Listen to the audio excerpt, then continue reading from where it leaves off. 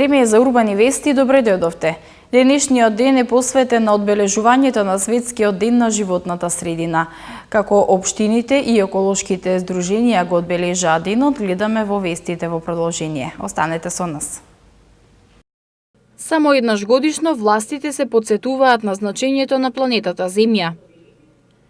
Дивите депонии и фрлање отпадоци на јавни површини, најголем проблем на општина Газибаба.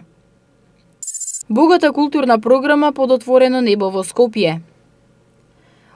Од денеска закажување термин за лични документи и преку мобилен. Родителите на новороденчињата нема да купуваат пелени, додека се на клиника за гинекологија. Министерството за животна средина и просторно планирање и Канцеларијата на Обединети нации за Македонија во соработка со град Скопје и општините денеска се вклучија во глобалното одбележување на 5 јуни Светскиот ден на животната средина, кој годинава се одбележува под мотото да го запреме користењето на пластиката. Околу 300 ученици од 9 скопски основни училишта кои собраа најмногу пластични шишиња и ги предадоа за рециклирање на Пакомак, учествуваа во глобалното одбележување на 5 јуни, Светскиот ден на животната средина. На забавно-едукативниот настан што се одржа на школка во градски парк, присутен беше и скопскиот градоначалник кој нагласи дека загадувањето на воздухот е најголемиот проблем со кој се соочува Скопје и за тој проблем треба да се грижиме сите заедно. Потсети и на мерките кои градот ги превзема за подобрување на квалитетот на воздухот. На денешниот настан присуствуваа и заменик министерот за животна средина и просторно планирање Јани Макрадули, представникот на УНЕП Искра Стојанова и постојаниот представник на UNDP во Македонија Луиза Винтон. Годинишново одбележување на денот на животната средина е посветено на глобалните залежби за намалување на загадувањето од пластика, а учениците овој ден го прославија со игри, песни и со едукативни активности. Секторот за животна средина на градот Скопје во соработка со Министерството за животна средина, заменик министерот, имаме сериозна соработка кон подобрување на квалитетот на здравата животна средина во градот Скопје и веќе се мапирани проблемите од наша страна за кои што ќе биде потребно да бидат извршени законските измени со цел барем пластичниот отпад да биде посоодветно и комерцијално третиран и мислам дека на тој начин ќе успееме комерцијализирајќи го пластичниот отпад да го извадиме од нашата животна средина. Со акција за чистење пред кампусот кај Шумарскиот факултет и со разни активности во детската градинка Детска радост објект Сончоглед и со делење флаери низ општината за штетноста на пластиката, денеска во општина Газибаба се одбележа Светскиот ден за заштита на животната средина. Светскиот ден за заштита на животната средина денеска во општина Газибаба се одбележа со повеќе активности, во кои беа опфатени од најмала возраст децата од градинките, па се до студентите. Еко-волонтерскиот клуб и кариерниот центар при Факултетот за земјоделски науки и храна со повеќе активности денеска во детската градинка Детска радост, објект Сончоглед, го одбележаа Светскиот ден за заштита на животната средина. Овој настан во кој дечињата се едуцираа за селектирање, рециклирање и пренамена на материјалите е дел од глобалната платформа на кариерниот центар при Факултетот за земјоделски науки и храна, насловена Градиме здрава, безбедна и зелена иднина, која 4 години се спроведува со цел поголема заштита на животната средина. Од десен ќе започне и нова кампања Ајде да садиме, зелена и оригинална иднина да градиме, а и ќе се работи на зголемување на процентот на зеленило во урбаните средини, со цел да се заштитат граѓаните од загадениот воздух во Скопје.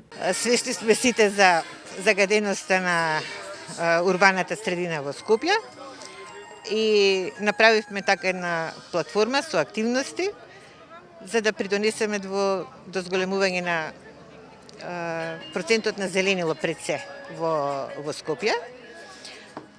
Почнуваме со уредување на училишни дворови на градинки во општина Газибаба, со зголемување на бројот на плодородни дрви. Значи тоа е еден така малку поизменет сегмент. Свеста за заштита на животната средина кај децата е поголема, додека кај повозрастните е попроблематична, но оди кон подобро.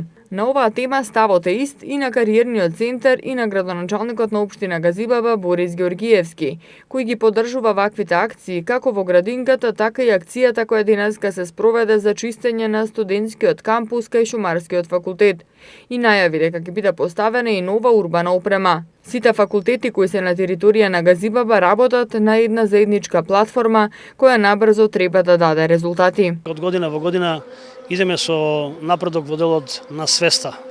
Свеста кај помладата генерација и популација далеку е посериозна и поприфатлива, за разлика од повозрасните, каде што ќе треба повеќе време да ги вклучиме, за да можат навистина да ги разберат пораките кои што ги праќаме. Ние сами треба да се грижиме за човековата околина и непосредната здравје кој што пред се можеме сами да го обезбедиме околу делот на рециклирањето, на она што представува најголем проблем сега, тоа се дивите депонии и несовесното фрлање на отпадоци и ѓубре на јавните површини.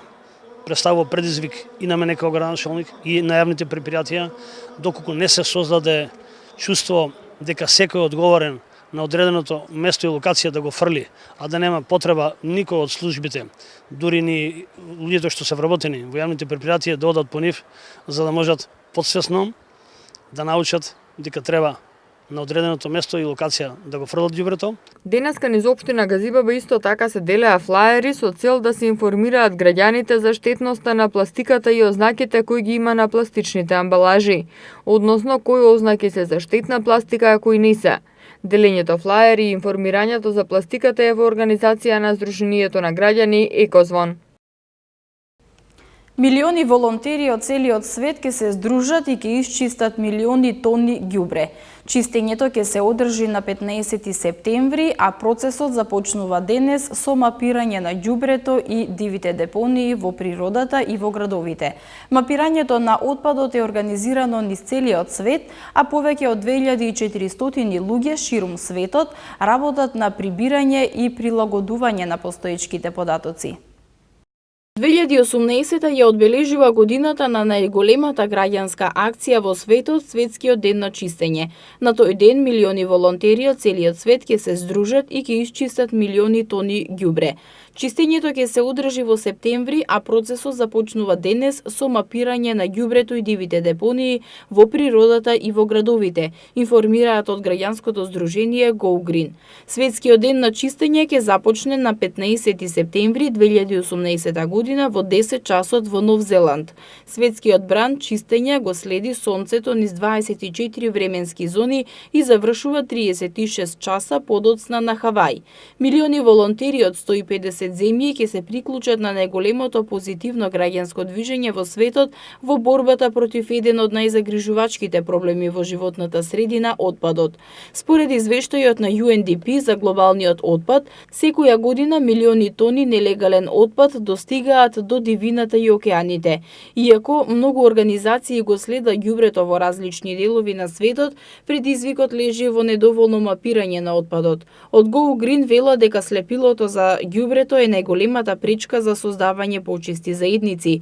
Луѓето живеат толку многу навикнати на ѓубрето што повеќе не го забележуваат, ниту пак неговите ефекти. Од клучно значење е да се започне со мапирање на ѓубрето, што ќе му помогне на светот да ја свати тежината на проблемот со отпадот и да се бори против ова слепило. Мапирањето на отпадот е организирано низ целиот свет, а повеќе од 2400 луѓе ширум светот работат на прибирање и прилагодување на постоечките податоци, но следниот чекор е да се направат активности за мапирање на национално ниво со цел да се мапираат дивите депонии низ целиот свет. Македонската филхармонија и град Скопје денеска ја промовираа програмата за првото издание на фестивалот Градски културен парк, која опфаќа концерти и проекција на филмови. Македонската филхармонија, Кино Милениум и град Скопје на 6 и 7 јуни организираат два атрактивни настани кои што ќе се случат под отворено небо во градскиот парк во Скопје, од кои едниот е концертот на африканскиот музички уметник Феми Кути, додека утре во 22 часот ќе се случи настанот Кино на отворено, на кој ќе биде прикажан повеќе наградуваниот македонски филм на Ѓорче Ставрески Исцелител. Феми Кути на денешната пресконференција истакна дека првпат работи со голем оркестар, што представува остварување на неговиот најпосакуван сон. Во соработка со Младинскиот културен центар и Македонската филхармонија ќе се потрудиме барем почетокот на летото во смисол на културните настани да биде многу побогат од досегашната пракса. Во четврток, овој четврток на 7.6. во градскиот парк Македонската филхармонија заедно со господинот Феми Кути ќе одржат концерт на отворено, што станува и своевиден традиционален концерт на нашиот град. Во текот на јуни месец Македонската филхармонија ќе одржи уште еден ваков концерт, меѓутоа за него кога ќе дојде времето.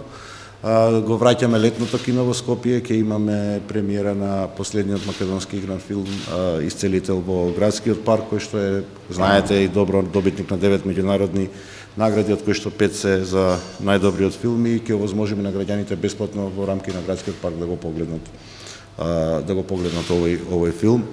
Градоначалникот на град Скопје рече дека ова е одлична можност Македонската филхармонија да се представи во поинакво светло, а воедно и што поголем број граѓани да имаат можност да уживаат во летната културна програма. Од денеска се олеснува начинот за закажување термин за аплицирање за биометриски лични документи. МВР воведе телефонска линија на која граѓаните можат да се јавуваат и да си закажат термин. Министерството за внатрешни работи денеска започна со закажување термини за аплицирање за биометриски лични документи и преку мобилниот број 072 929 292. Покрај онлайн закажувањето преку веб страната на МВР termin.gov.mk и со телефонското закажување на бројот 0800 192 92, граѓаните ќе може да закажуваат термини и со јавување на мобилниот телефонски број. Како што информираат од МВР, обезбедени се 30 линии оператори кои ќе ги обслужуваат граѓаните и со тоа во голема мера ќе им се олесни побрзо да ги извадат своите лични документи. Родителите на новородените бебиња на клиниката за гинекологија и акушерство повеќе нема да купуваат пелени и влажни марамчиња за бебињата. Пелените и марамчињата ќе ги донира компанијата Бора, што денеска ја официјализира соработката со гинекологија и акушерство. Компанијата Бора донираше собствени производи за најмалите на клиниката за гинекологија и акушерство. На оваа клиника клучна грижа се бебињата и поради тоа што таа совршено се вклопува со мисијата на Бора. Драгана Букилица од клиниката за гинекологија и акушерство истакна дека особено е битно што со производите на Бора ќе им се олесни на родителите сами да не купуваат пелени за своите новороденчиња.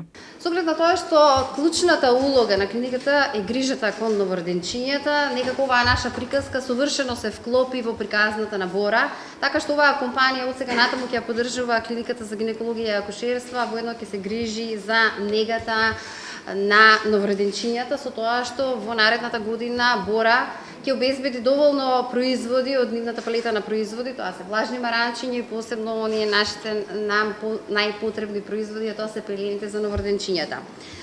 Фактот дека клиниката за гинекологија и акушерство е централно родилиште и веројатно првата животна станица на најголем број на рожби во Република Македонија, токму затоа ние како установа изминатата година отпочнавме и продолжуваме на навистина квалитетна соработка со компаниите како што е Бора. Овој вид на соработка помеѓу институциите и приватните компании е важно за зголемување на значењето на општествената одговорност, со тоа што дополнително се поттикнуваат сите кои се во можност да направат нешто повеќе за заедницата. Затоа Бора и Универзитетската клиника за гинекологија и акушерство ќе продолжат со остварување на ваквиот начин на работење. Представникот од Бора, Дарко Трајковски, го изрази своето задоволство за успешно реализираната мисија со клиниката за гинекологија и рече дека и понатаму ќе продолжат да се грижат за најмладите. Ние иднината ја остваруваме преку тоа што секогаш сакаме да им пружиме моќна нега на најмалите кои представуваат и се водилка во овој наш свет. Нивното здравје е најважно за тие да пораснат во возрастни луѓе кои ќе го движат ово општество напред. Имајќи во предвид дека нашите производи совршено се поклопуваат со потребите на клиниката за гинекологија и акушерство, ние воопшто не се двоумевме да влеземе во еден ваков проект каде што со донација ќе поддржиме клиниката за гинекологија и тоа за нив ќе биде од огромна помош. Како дел од оваа цел, Бора го поддржа и граѓанското здружение за еднородителски семејни заедници, кое се залага за остварување севкупна општествена грижа и третман на самохраните мајки и остварување на нивните економски, социјални, хуманитарни, здравствени, образовни и културни права. Во општина Газибава денеска беа прогласени победниците и беа доделени пехарите на учениците кои учествуваа на спортските училишни лиги, кои годинава се одржаа по 12 пат. Во спортските игри се вклучени сите основни училишта со вкупно 1500 ученици кои се надпреваруваа во повеќе спортски дисциплини. Во спортската сала во основното училиште Наум Нумовски Борче во општина Газибаба денеска се одржа завршната манифестација на која беа доделени пехари и беа прогласени победниците на 12-тите поред училишни спортски лиги, во кои се вклучени децата од одделенска настава. Во спортските игри беа вклучени сите 11 основни и едно подрачно училиште со вкупно 1500 ученици кои се надпреваруваа во повеќе спортски дисциплини. Целта на овие активности е да се спроведуваат што повеќе вакви активности за децата од одделенска настава, бидејќи овие деца се базата од каде што ќе произлезат понатаму врвни спортисти. Градоначалникот на општина Газибаба Борис Георгиевски истакна дека со ваквите настани се анимираат децата што повеќе да се занимаваат со спортски активности. Па токму затоа општината ќе се труди што повеќе да вложува во спортот, а градоначалникот најави дека средствата кои општината ги обезбедува за спортот двојно ќе бидат зголемени следната година. Ние како општествено одговорна заедница, јас како градоначалник ќе создадам услови и амбиент да во спортските сали и понатаму продолжат да се тренираат сите организирани нивни турнири да ги поддржам.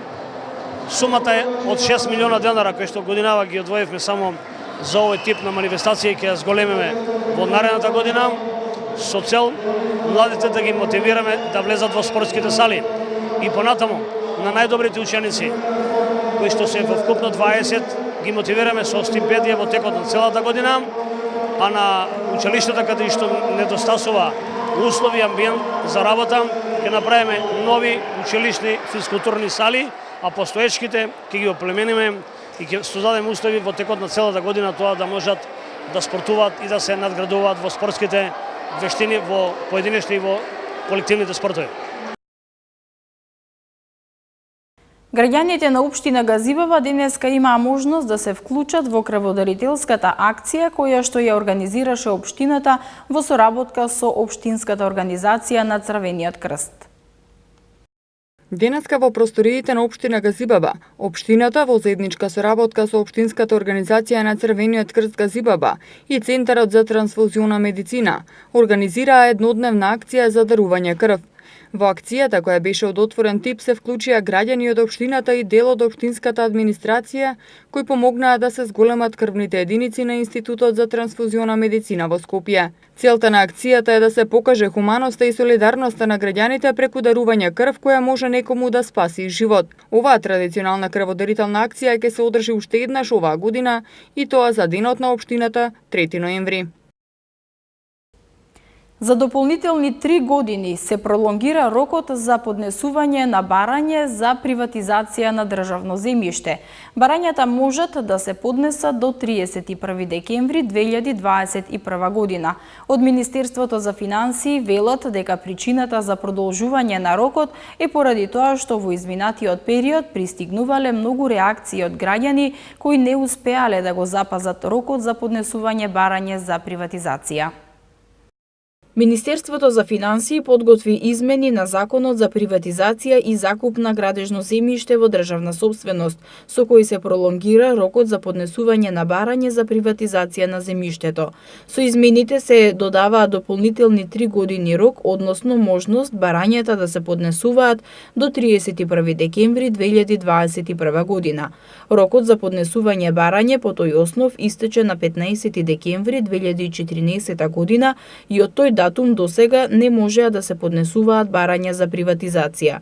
Од ресорното министерство укажуваа дека во изминатиот период пристигнале многу реакции од граѓани кои не успеале да го запазат рокот за поднесување барање за приватизација. Станува збор за граѓани кои живееле во странство, но и граѓани кои живеат во земјава, а не успеале да поднесат барање во рокот. Денеска имавме сончево и топло време со мала до умерена облачност. Температурата достигна до 30 степени. За утре метеоролозите најавуваат слично време како денеска, сончево и топло, а во попладневните часови локален пороен дожд и грмежи со променлив интензитет. Температурата ќе достигне до 28 степени. В четврток температурата ќе се движи од 16 до 32, петок од 16 до 33 степени и сабота од 16 до 32 степена. Со временската прогноза го завршуваме ова издание на Урбаните вести. Ви благодарам на вниманието. Повеќе информации можете да добиете на нашиот вебсайт matama.mk. Довидување.